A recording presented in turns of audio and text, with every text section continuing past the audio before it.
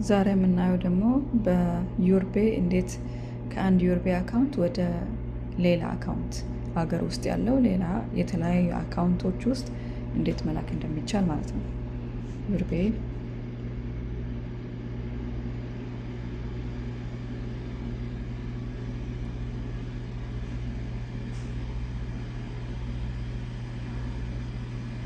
ፓስወርድ ማስገባለን።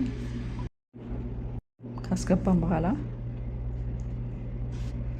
ታች ያለችው እዚህ ትራንስፈር የምትለዋን እነካና እዚህ ሎካል ትራንስፈር የሚለውን እነካለን።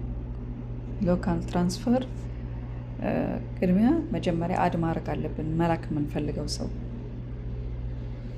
እዚህ ውስጥ ካልተጻፈ ሰውዬው ፕላስ ሳይን እነካና ሎካል ትራንስፈር የመጀመሪያው ማለት ነው። ሁለተኛው ደግሞ የውጭ ሀገር ትራንስፈር አድ ማድረግ ከፈለግን ወደ ኢትዮጵያ ለምሳሌ ወይ ወደ ሌላ ሀገር ውስጥ እዚህ ሳውዲ ወደ ሳውዲ መላክ ከፈለግን የመጀመሪያ እነካለን። አይባን ደግሞ በኤስኤ የሚጀምረው ቁጥር ነው። ባንክ ኔም ደግሞ የባንኩ ስም ነው። መጀመሪያ አይባኑን መጻፍ አለብን። አሁን አካውንቱን ከሞላን በኋላ ቀጥታ የባንኩን ስም ጻፈለን። ከዛ የሰዎቹን ስም መጻፍ ይኖርብናል። ሙሉ ስማቸው ከናያታቸው ስም ስፔስ፣ እዚህ ደግሞ ሙሉ ስም ከናያታቸው ስም።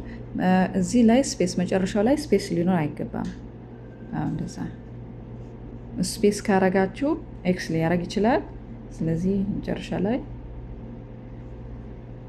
እንደዛ ከሆነ በኋላ ኔክስት በማድረግ ሙሉ ስም፣ የአካውንት ቁጥር፣ የባንክ ቁጥር ሙሉ ቼክ ማድረግ አለብን። ከዛ ኮንፊርም እንካለን። ከዛ ኮድ ይመጣልናል። ያንን አስገብተን ይደወላል። ከተደወለ በኋላ ኮንፊርም ማድረግ እንችላለን።